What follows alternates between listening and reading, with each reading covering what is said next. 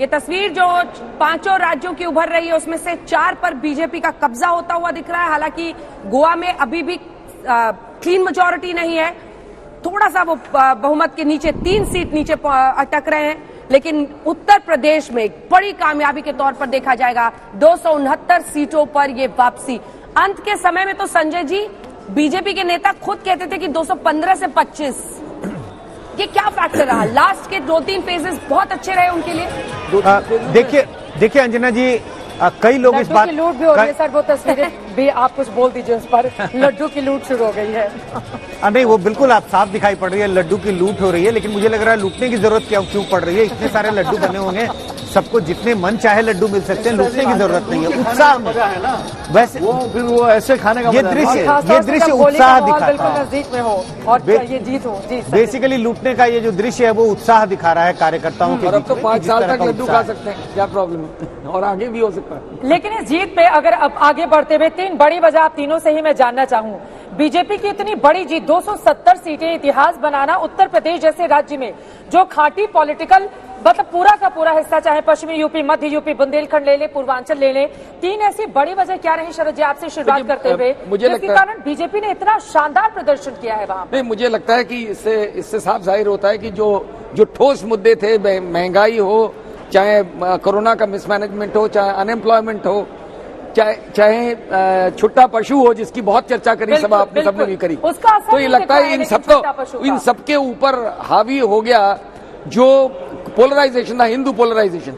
मुझे तो ये लगता है, मैं तो अभी भी मानता हूँ उसको कि वही नहीं तो अदरवाइज ये मुद्दे कहाँ गए भाई? इनके ऊपर एक ओवरराइडिंग फैक्टर कानून व्यवस्था का मुद्दा रहा। नहीं, कानून व्यवस्था का तो देखिए, कानून व्यवस्था में तो ये हुआ, अगर इसको मान के चले, कानून महिलाएं नहीं बोल रही थी कि ज्यादा सुरक्षित अगर हम तब मानते कि अगर हाथरस कोई इश्यू ही नहीं मानेगा, अगर हम लोग ये मान लें, ये नहीं मान रहे, अगर हम ये मान लें कि कुलदीप सेंगर का गैंगरेप केस को उसको मानी ना, तो फिर नहीं, ये तो वन साइडेड हो जाएगा। पोलराइजेशन हुआ हिंदुत्व पर, वो हुआ या महिलाओं ने अगर बड़े पैमाने पर वोट दिया तो कानून व्यवस्था अंजना जी, मैंने सुबह भी इस बात का जिक्र किया था कि जीत का मतलब ये नहीं है कि जो मुद्दे सब गायब हो गए। बेरोजगारी का मुद्दा है, महंगाई का मुद्दा है, लेकिन जिस बात का जिक्र शरद जी कर रहे थे मैं उस बात से भी सहमत हूं, लेकिन कुछ और बातें जोड़ना चाहता हूं। मैं ये नहीं मान रहा हूं कि रिलीजियस पोलराइजेशन उस तरह का हुआ जो बिल्कुल जातीय 17 में जो हुआ था। नहीं, मैं धार्मिक उन्माद के हिसाब से रिलीजियस पोलराइजेशन को लेते हुए मैं फौरन आपके पास लौटूंगी। इस वक्त की बड़ी खबर सामने आ रही है, यूपी में सभी 403 सीटों के रुझान सामने आ गए हैं। 270 सीटों के साथ बीजेपी बहुत आगे, 269-70 सीटों के साथ शानदार प्रदर्शन करती हुई बीजेपी सरकार बनाती हुई सीधे रुख करेंगे और लखनऊ बीजेपी दफ्तर का मौसमी सिंह हमारे साथ जुड़ चुकी हैं। मौसमी, वहां का तो पूरा का पूरा मौसम रंगीन हो गया है, अबीर गुलाल आसमान में उड़ रहे हैं, क्या बोल रही है तस्वीरें मौसमी? ढोल नगाड़ों की आवाज भी सुनाई दे रही है। मौसमी बोलिए।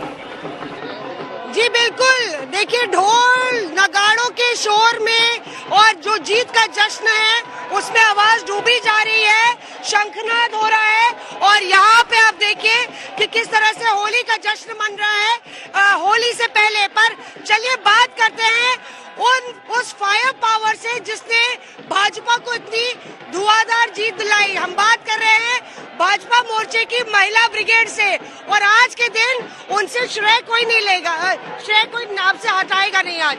बिल्कुल, भारतीय जनता पार्टी की ये जो जीत है उसमें हम सब महिलाएं प्रफुल्लित ही नहीं, हम सबका बहुत बड़ा योगदान रहा है। ये जीत भारतीय जनता पार्टी की नीतियों की जीत है, ये जीत राष्ट्रवाद की जीत है। तो महंगाई का मुद्दा फेल हो गया, महंगाई का मुद्दा फेल हो गया, सुरक्षा का मुद्दा कायम हो गया। महिलाओं की सुरक्षा सबसे पहली प्रायोरिटी है भारतीय जनता पार्टी की और महिलाओं ने इसी नाते वोट किया है, सबसे ज्यादा मतों में जिताया है बीजेपी सरकार को। तो ये बताइए, गा के सुना दीजिए कुछ। चाहे जितना जोर लगा लो, चाहे जितना जोर लगा लो, आएगी बीजेपी, आएंगे फिर योगी जी, आएंगे फिर योगी जी। जीत पर एक खास गाना बनाया है चित्रा, इस जीत पे खास गाना बनाया है, जरा वो भी सुन लीजिए। जी जी जी जी जैसे होली का माहौल चल रहा है और हमारे यहाँ विपक्ष ध्वस्त हो चुका है और अखिलेश यादव जी बात पे ध्वस्त हो चुके हैं, तो उनको हम लोग गाने के माध्यम से बताना चाहेंगे।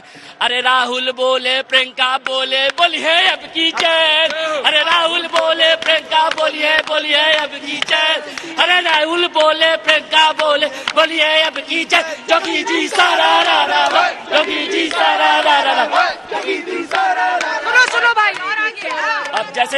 अब जैसे अखिलेश यादव जी यहाँ पे चुनाव हार चुके हैं, तो वो अपनी हार का टीका ईवीएम पे फोड़ते हैं, तो अब ईवीएम पे भी सुने जैसे अखिलेश यादव जी बोलते हैं यही हवा है वही सपा है। अरे यही हवा है वही सपा है, यही हवा वही सपा है। अखिलेश बोलिए ईवीएम बेवफा है, ईवीएम बेवफा है, ईवीएम बेवफा है। भारतीय जनता पार्टी देखिए यहाँ पे आवाज बेसुरी हो गई है, आवाज निकल नहीं रही है, पर सुर और ताल भाजपा के कार्यकर्ताओं को मिल गया है बेमिसाल।